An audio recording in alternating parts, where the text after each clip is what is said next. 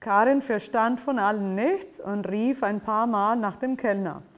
Weil er aber nicht kam, begann sie Angst zu kriegen und ging mit dem vielen Geld schnell zur nächsten Polizeiwache.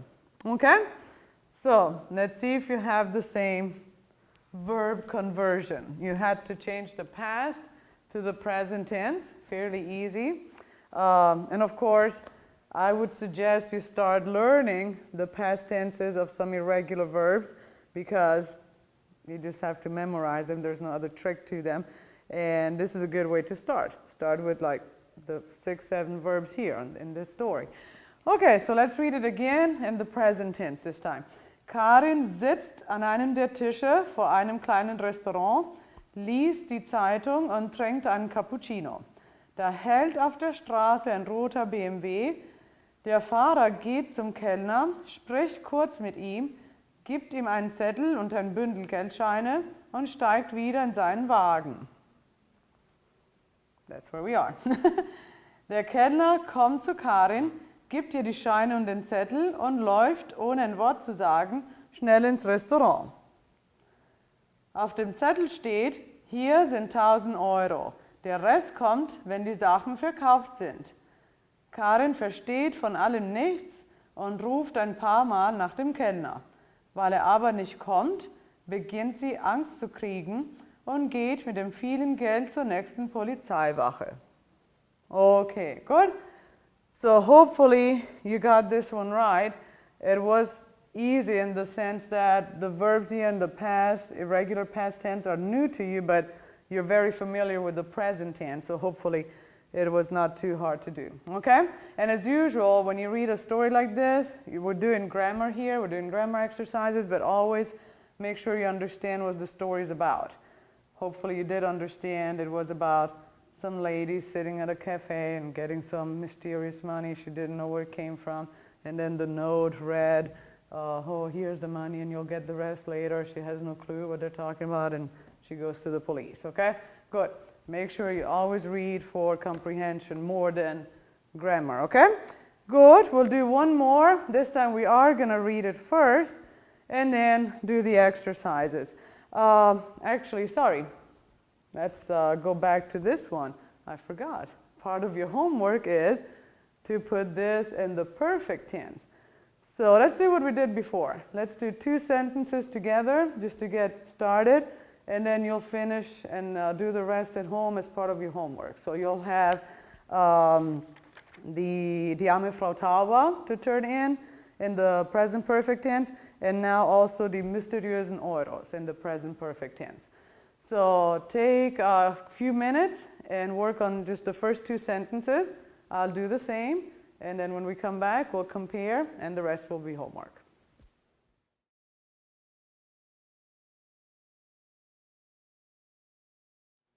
Okay, so I didn't quite finish the 2 sentences because I noticed the second sentence was pretty much 50% of the story. So I did this part, and the rest will be your homework. Let's compare what we have here. Karin hat an einem der Tische vor einem kleinen Restaurant gesessen, hat die Zeitung gelesen und hat einen Cappuccino getrunken. Da hat auf der Straße ein roter BMW gehalten. Der Fahrer ist, this time you had to remember to use the verb sein as an auxiliary verb with gehen. Der Fahrer ist zum Kellner gegangen, hat kurz mit ihm gesprochen und so weiter und so fort. So hat, verb second position, gesessen, participle at the end, hat die Zeitung gelesen. Here we left out the subject, sie hat. It's not needed because it's always the same subject, so you don't have to repeat it, but if it makes you feel better, you could put it there. Sie hat die Zeitung gelesen. Okay, and again, here you can even leave out the auxiliary verb. You can leave out the subject and that because it's still the same list, you know, back to back. So you can just say, und ein Cappuccino getrunken. Or you can say, und hat ein Cappuccino getrunken. Or you can even say, und sie hat ein Cappuccino getrunken. Whatever. Da hat auf der Straße ein roter BMW gehalten. Der Vater ist zum Kellner gegangen, hat, and again, if you want to, you could put the subject there, but it's not needed, hat kurz mit ihm gesprochen, and the rest is your homework. So you have to remember that the participle goes at the end, the other verb, the auxiliary verb second, unless you have a conjunction such as weil, obwohl, damit, das, and so on. Okay, so finish it up and bring it with the other story to the next class. And we're going to do just one more together. We're going to work on the last story, warum Staatskassen immer leer sind. And this time it is in the present tense. So we're going to do what we did with the first one. Read it in the present tense, put it in the simple past, and then again start the present perfect. And this is going to be the final part of your homework to finish that story too. Okay? Let's go ahead and read it in the present tense as it is right now. Seite 342. Warum Staatskassen immer leer sind. Okay. Obwohl der gute König Otto ein großes, reiches Land mit vielen fleißigen Menschen hat, ist seine Staatskasse immer leer. Deshalb ruft er eines Tages seine Generäle und Minister zusammen. Und als sie dann alle um den Tisch herumsitzen, fragt er sie, wo bleibt denn nur das ganze Geld? Er bekommt aber keine Antwort. Die Generäle schütteln nur den Kopf und die Minister machen ein dummes Gesicht. Da sagt der König, wenn ihr alle so dumm seid, dann muss ich wohl meinen Narren rufen. Der Narr kommt und der König sagt, Narr, du weißt wohl auch nicht, wo das ganze Geld bleibt. Doch, antwortet der Narr, und wenn du es wirklich wissen willst, dann gib mir einen Klumpen Butter. Der Narr bekommt die Butter und es ist ein großer Klumpen. Er gibt ihn dem Ministerpräsidenten in die Hand und sagt, geben Sie den Klumpen bitte weiter, Exzellenz. Und so geht nun der Butterklumpen von Minister zu Minister und von General zu General um den ganzen Tisch herum. Als der Klumpen dann endlich wieder beim Narren ankommt, da ist das kein großer Klumpen mehr, sondern nur noch ein ganz miserables Klümpchen. Fast die ganze Butter klebt an den großen, warmen Händen der Minister und der Generäle. Da sagt der Narr zum guten König Otto, siehst du jetzt, wo dein Geld ist? Es ist dort, wo auch die Butter ist. Okay, take your first little break, put this in the simple past tense, this new past tense we're studying, and you already have some of the verbs you're going to use right here. Other verbs are regular, so you know what to do. Stem plus te. Okay? Good.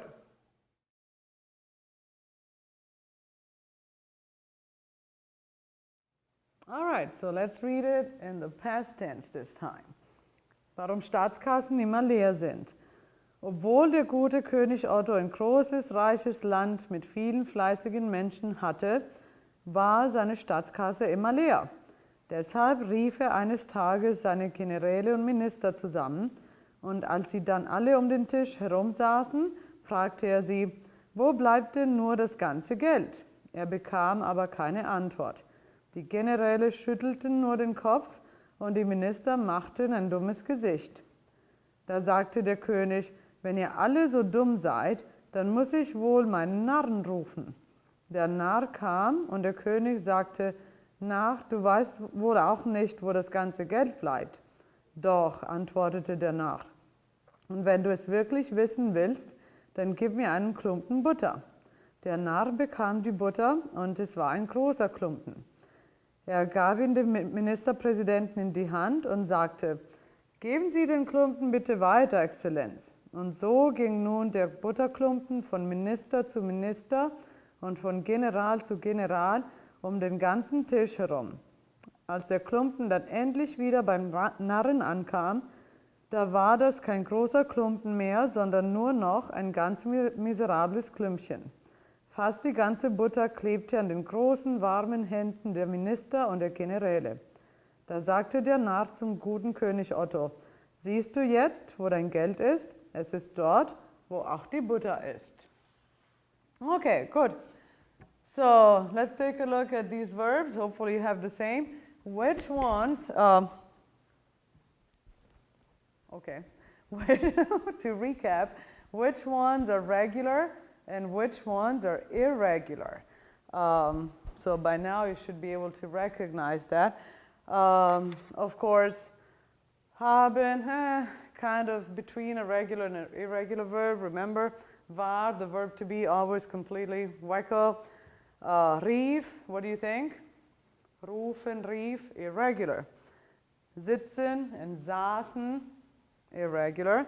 Fragte, that's a regular verb. Fragen, fragte. Spielen, spielte. Arbeiten, arbeitete. Bekam, just like kommen and kam. Bekommen, bekam, irregular. Schütteln, schütteln, den Kopf schütteln. To shake. Schüttelten, ja? It's regular. Machten, machen, machten. Sagte, sagte. Okay. Antwortete. Sagte noch einmal. Klebte, ja? Das sind die regelmäßigen Verben. Alle anderen sind unregelmäßig, okay?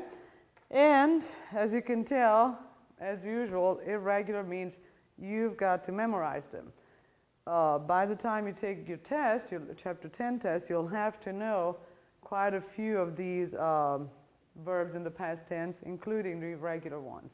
They're not going to be given to you like the book did here in this particular exercise. So start now, every day, a few a day, and make sure you're familiar with your irregular verbs. Lesen, las, trinken, trank, essen, aß, rufen, rief, kommen, kam, gehen, ging. So make sure you add a few to your list every day.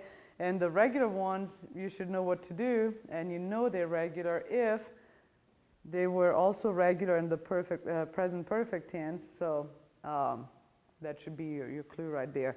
Okay, good. So now let's go to the last part of your assignment, which is to rewrite the story in the present perfect tense. As usual, we're going to do,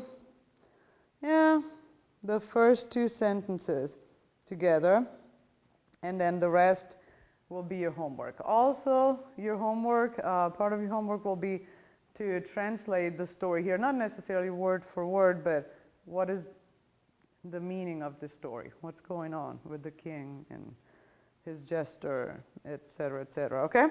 Good. So take a little break. Well, we're not taking a break, you're working, but stop the lecture for a few minutes and transfer the first two sentences into the present perfect tense. Good?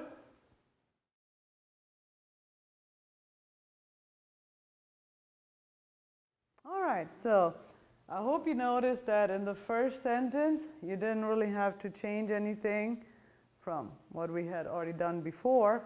Hatte, war. We studied the past tense of haben and sein in chapter 5. And even though both verbs also have the present perfect tense, haben, gehabt, ist gewesen, the simple past is what we use more commonly, even in colloquial German. So even if you're turning the whole story into colloquial past, the present perfect past tense, you would still keep hatte and war there. No? So, obwohl der gute König Otto ein großes, reiches Land mit vielen fleißigen Menschen hatte, war seine Staatskasse immer leer. Gut? Deshalb hat eines Tages seine Generäle und Minister zusammengerufen. Now you have to think about, where do I put the auxiliary verb? Second, hat no? And then rufen, gerufen, zusammengerufen. Und als sie dann alle um den Tisch herumgesessen haben, hatte sie gefragt, okay, herumgesessen haben, hat sie gefragt, irregular, regular verb, and you do the rest, okay? And you also write a little summary translation of what the story means, what's happening here in the story. Now, the lecture itself that you just watched is about 30 minutes. So the work I gave you, which is to finish writing Die arme Frau Tauber, Die mysteriösen Euros, warum Staatskassen immer leer sind, finish writing these stories in the present perfect tense, is part of your class time, actually. I called it homework, but it's really not, just in case you were wondering. Your homework will come to you through email, through Campus Cruiser email. So read your email. Okay, dann tschüss, bis zum nächsten Mal. Tschüss.